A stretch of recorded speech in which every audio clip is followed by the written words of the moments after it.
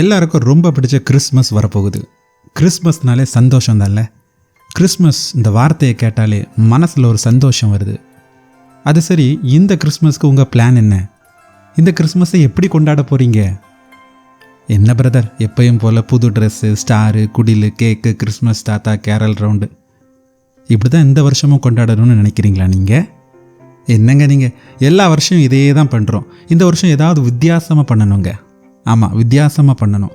என்ன பண்ணலான்னு யோசிங்க. இந்த வருஷம் கிறிஸ்மஸ் நல்லா சிறப்பாக கொண்டாடணும்னு என்ன உற்சாகப்படுத்தின 2 நிகழ்ச்சியை நான் இந்த வீடியோவில் ஷேர் பண்ணுறேன். முதல்ல போன சண்டே 17ஆம் தேதி காலையில் 8 மணிக்கு ஊட்டியில் இருக்கிற ஹோலி ட்ரினிட்டி சர்ச் ஆராதனையில் எனக்கு கலந்துக்க வாய்ப்பு கிடச்சிது. அந்த சர்ச்சு சண்டே ஸ்கூல் பிள்ளைங்க ஒரு நிகழ்ச்சியில் அவங்க பாடின ஒரு கிறிஸ்மஸ் பாட்டையும் டான்ஸையும் செய்து காமிச்சாங்க. அதை பார்க்கும்போதே எனக்கு ஒரு சந்தோஷமும், இந்த வருஷம் கிறிஸ்மஸை நல்லா கொண்டாடணும்னு ஒரு உத்வேகமும் கிடச்சிது.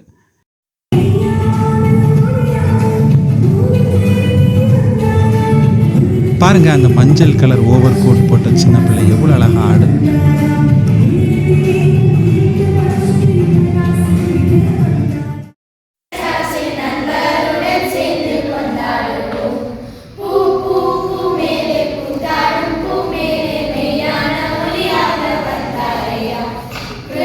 அந்த முன்னாடி லைனில் நிற்கிற சின்ன பிள்ளைங்க தலையை சுற்றி அந்த பூ மாதிரி டிசைன் வச்சுட்டு எவ்வளோ அழகாக தலையை ஆட்டி ஆட்டி ஆடுது பாருங்க.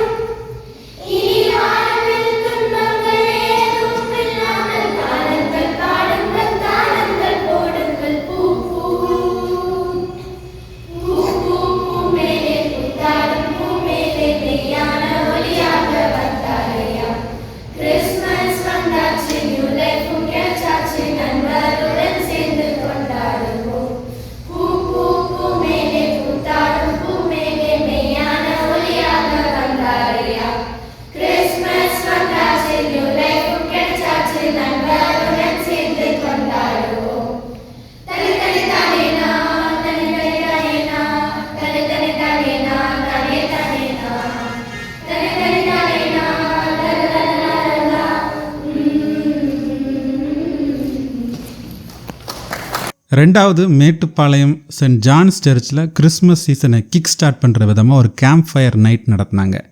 அதையும் பார்க்குறதுக்கு எனக்கு வாய்ப்பு கிடச்சிது. ஆண்கள் ஐக்கிய சங்கம், பெண்கள் ஐக்கிய சங்கம், வாலிபர் ஐக்கிய சங்கம், இப்படி எல்லாரும் டான்ஸ், ஸ்கிட், கோரியோகிராஃபின்னு சூப்பராக ப்ரோக்ராம் பண்ணாங்க. கொஞ்சம் வயசில் பெரிய ஆட்கள் கூட உற்சாகமாக ஆடுனது எனக்கு ஒரு உத்வேகத்தை கொடுத்துச்சு. நீங்கள் அதை வீடியோவில் பார்க்கலாம். இந்த 2 சம்பவங்களும் இந்த வருஷம் நான் என்னோடய பணித்தளத்தில், அதாவது மகாராஷ்டிராவில், இந்த வருஷம் கிறிஸ்மஸை நல்லா உற்சாகமாக கொண்டாடணும், அதாவது நிறைய பேருக்கு சுவிசேஷம் சொல்லி கொண்டாடணும்னு எனக்கு ஒரு வேகத்தை கொடுத்துச்சுங்க. ஒரு முடிவு பண்ணுங்க, இந்த வருஷம் புது ட்ரெஸ், ஸ்டார், குடில், கேக், கிறிஸ்மஸ் தாத்தா, கேரல் ரவுண்டுன்னு வழக்கமான கொண்டாட்டங்களோட கஷ்டப்படுறவங்களுக்கு நான் ஹெல்ப் பண்ணுவேன். ஒவ்வொருத்தரும் குறைஞ்சது 10 பேர்கிட்டையாவது இந்த கிறிஸ்மஸ் காலத்தில் சுவிசேஷம் சொல்லணுங்க. அதாவது இயேசு கிறிஸ்து எதுக்காக இந்த உலகத்துக்கு வந்தாருன்னு சொல்லணும். இன்னும் இந்தியாவில் பாம்பு கடித்து செத்து போனதுக்கப்புறம் திரும்பியும் உயிர் வரும் அப்படிங்கிற நம்பிக்கையில் கங்கை நதியில் உடம்பை தொங்க போடுறாங்க. தான் செழிப்பாக வாழணுங்கிறதுக்காக குழந்தைகளை இன்னும் நரபலி கொடுத்துட்ருக்காங்க. இப்படிப்பட்ட மக்களுக்கு சுவிசேஷம் சொல்லணும். நம்ம பிளான் பண்ணுங்கள். அதான் நான் நவம்பர்லேயே சொல்கிறேன், இவ்வளோ வருஷம் நமக்காகவே கொண்டாடிட்டோம், இந்த வருஷம் கொஞ்சம் வித்தியாசமாக அடுத்தவங்களுக்கு ஏதாவது பண்ணலாமே. யோசிங்க, செயல்படுங்க. God bless you. Happy Christmas.